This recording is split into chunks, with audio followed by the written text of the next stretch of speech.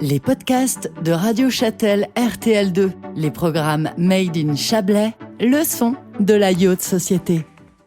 Sous forme de paillettes, glaces dentelées, étoiles à 6 branches, minuscules grains sphériques ou anguleux, elle sait se faire attendre et parfois nous immobilise complètement. Mais de qui on parle là ? De la neige, bien sûr. La neige dans tous ses états. La chronique sur les métiers liés à la neige. Alors, je suis en présence de Michel Carly, pisteur météo à Châtel. Bonjour Michel. Bonjour Anne. Alors Michel, déjà, en quoi consiste le métier de pisteur ? Alors, le métier de pisteur consiste dans un premier temps à assurer la sécurisation des pistes sur notre domaine et donc par secteur. Moi, en particulier sur le secteur de Cornebois. Donc on balise les pistes, on les jalonne, on retouche ce jalonnage tous les jours, on le rafraîchit. On signale les dangers, on pose des matelas sur des enneigeurs, sur les pylônes, des cordes pour signaler des barres rocheuses, des panneaux dangers. Dans un second temps, une fois que tout est OK, on ouvre les pistes le matin et on les ferme le soir pour s'assurer d'oublier personne sur les pistes, qu'il n'y ait pas de clients derrière nous. Durant la journée, on assure les secours. En restant en permanence au sommet des télésièges, dans les postes de secours, on est toujours au minimum 2 là-haut au cas où il y a une urgence. Le reste du temps, on patrouille, on retouche notre jalonnage, comme je vous disais, on renseigne les gens. Qu'est-ce que c'est un jalonnage pour ceux qui ne connaîtraient pas ? Alors, un jalonnage, c'est une manière de matérialiser les pistes. C'est-à-dire, si on est sur une piste bleue, il y aura un jalonnage bleu sur le côté droit et un jalonnage bleu sur le côté gauche aussi. Donc c'est des piquets que vous voyez sur le bord des pistes. Et entre ces jalons, on peut voir des balises qui nous donnent la couleur de la piste, le nom de la piste et le numéro. Alors le numéro, en fait, les pistes sont balisées à rebours, c'est-à-dire le chiffre le plus grand se trouve au sommet de la piste et la balise 1 se trouve en bas de la piste.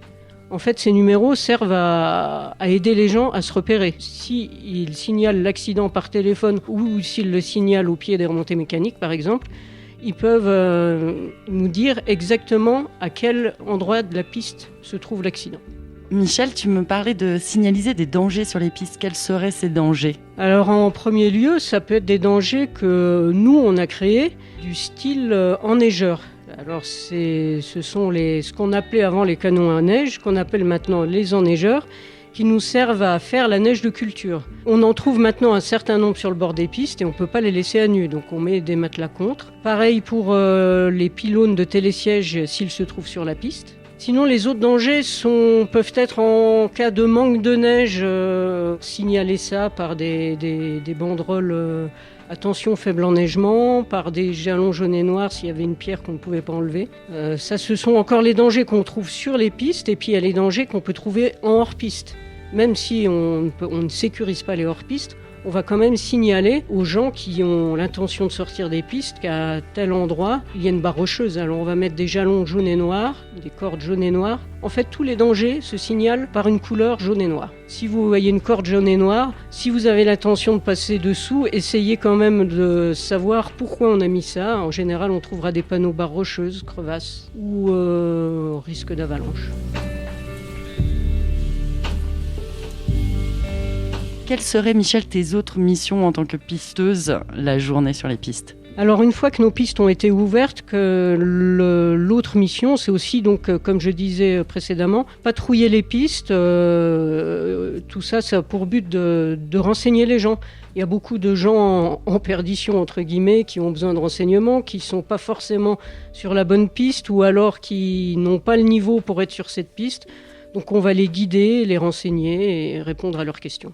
Et comme autre mission aussi, mais ça avant l'ouverture des pistes, nous avons en cas de mauvais temps souvent le déclenchement des avalanches.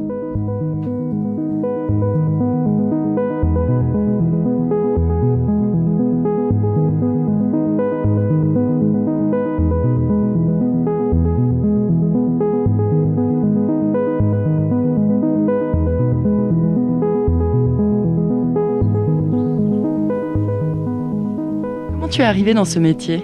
J'ai commencé ma carrière par un autre métier. Les 10 premières années, j'ai travaillé en tant que géomètre topographe dans des bureaux d'études. Ensuite, à force de skier en montagne, plutôt en ski de randonnée avec un ami pisteur qui m'a parlé de son métier, ça m'a donné envie d'essayer. Et ça m'a vraiment plu, le côté saisonnier m'a plu. Et puis de travailler les skis au pied et dans la neige. Quels sont alors les critères requis pour être pisteur ? Alors pour un jeune ou un moins jeune d'ailleurs qui voudrait être pisteur, il faut avant tout avoir la flèche de Vermeil. C'est un slalom géant, il faut faire un temps défini, c'est à faire valider par l'ESF. Il faut avoir 18 ans. Une fois qu'on a cette flèche de Vermeil, il faut passer un test technique. Un test technique qui va se dérouler en hors-piste. On est jugé par notre style, notre capacité à skier en hors-piste et par toute neige. Et en dernier lieu, en secourisme, il faut passer le PSE1 et le PSE2. C'est des secours en équipe. Un conseil que tu donnerais à un jeune qui veut être pisteur ? Alors si le jeune a vraiment envie de faire pisteur, il faut qu'il essaye. C'est pas une formation qui est très longue. Ensuite, la formation dure 5 semaines. Donc c'est pas un investissement de temps et de coûts énorme. Par contre, il faut vraiment assurer ses arrières et avoir autre chose à côté, une autre corde à son arc, parce que on a quand même de moins en moins de neige. Je pense quand même qu'on va pouvoir travailler encore quelques années, mais c'est bien de faire d'autres études à côté pour pouvoir se réorienter, soit en cas de blessure, soit en cas d'envie, ou soit en cas de manque de neige. Quels sont les bons et les moins bons côtés de ce métier ? Alors les bons côtés, c'est en ce moment skier par beau temps, par neige poudreuse, pouvoir se déplacer et travailler à ski, c'est quand même assez exceptionnel. On est privilégié. On a un échange avec les gens qui se passe en général très bien parce que soit on leur porte secours, soit les gens sont en vacances et sont plutôt heureux d'être là. Les mauvais côtés, c'est en fonction de la météo surtout. On a vécu des jours pas très drôles avec de la pluie toute la journée, de la pluie tout en haut du domaine. Donc c'est vrai que le matin, on vient pas forcément avec le même plaisir qu'actuellement.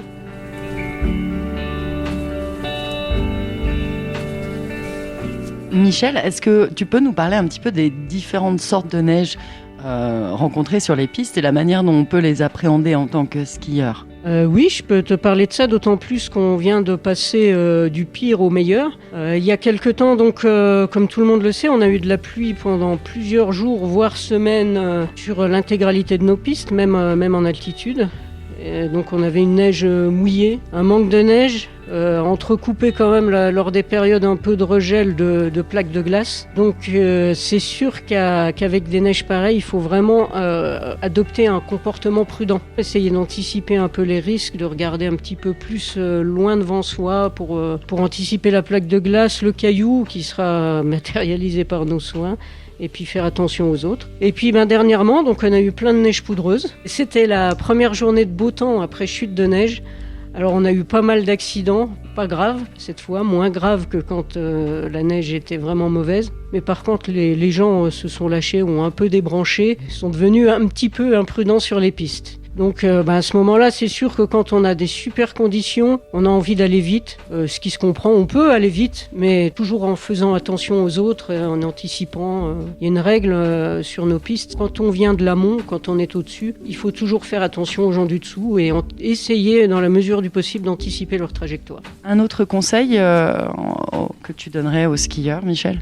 Oui, un conseil concernant l'équipement du skieur. En ce moment, il fait très froid. On a quand même des moins 15 en haut du domaine, avec de la bise. On a eu pas mal de petites alertes des gens qui faisaient des malaises, mais c'était des malaises essentiellement dus au froid. Donc il faut vraiment s'équiper en fonction. C'est quand même bien de regarder un bulletin Météo France avant de venir. Et puis sinon, concernant l'équipement, l'équipement que tout le monde ou presque met maintenant, c'est-à-dire un casque. Pour les jeunes qui commencent à faire des sauts et tout, peut-être une dorsale aussi. Et puis, en fonction de la météo, lunettes de soleil ou masque.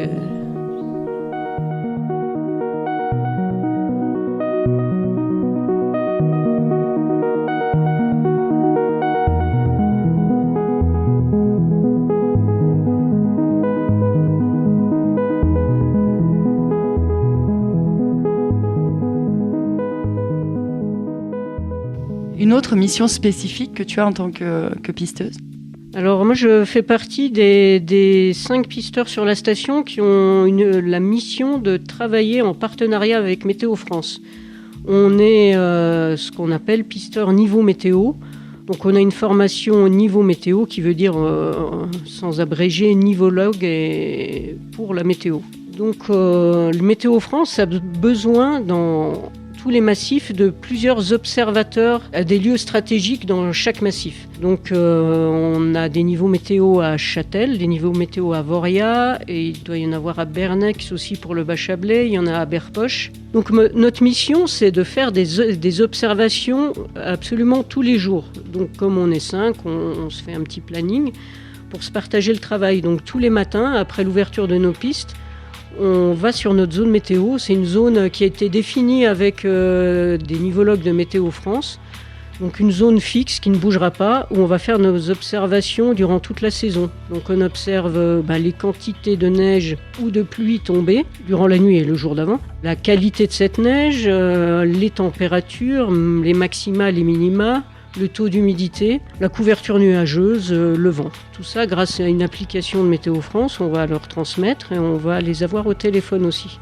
Ça a pour but aussi, pour eux de savoir ce qui s'est passé un petit peu partout dans le massif et puis d'en tirer des conclusions. Alors des conclusions soit pour savoir si leurs prévisions étaient fiables, soit aussi pour essayer de faire un bulletin d'estimation de risque d'avalanche. Au premier regard, en fait, quand on arrive en station, on voit un risque d'avalanche, un degré de risque. On voit 1, 2, 3 ou 4 ou 5. Donc pour résumer, le 1 sera un risque faible, le 2 un risque limité, 3 marqué, 4 un risque fort et 5 un risque très fort. Alors ce risque-là est fait par les nivologues de Météo France grâce à nos observations et puis aussi à leurs prévisions. Donc je vous conseille d'aller consulter ce bulletin de risque d'avalanche qui s'appelle BRA.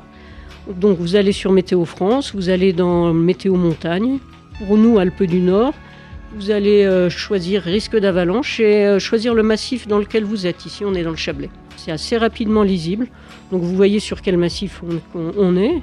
Le risque global. Ensuite, on va voir une petite rose des vents qui est en fait un outil pour savoir sur quelle pente on a le risque le plus élevé, sur quelle exposition.